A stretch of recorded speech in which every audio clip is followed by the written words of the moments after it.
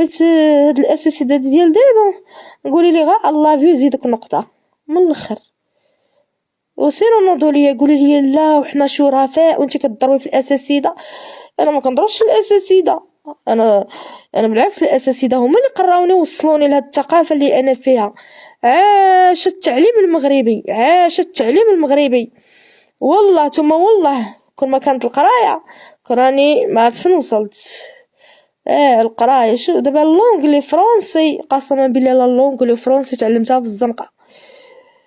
انا ملي كنت في المدرسه ما كنتش كنعرف انا نقول لكم المدرسه كنت كنعرفها هذه اللي قراوها ليا: الرسوم بابا، الرسوم ماما بالاقلام، الرسوم علمي فوق القمم. انا فنان، انا فنان.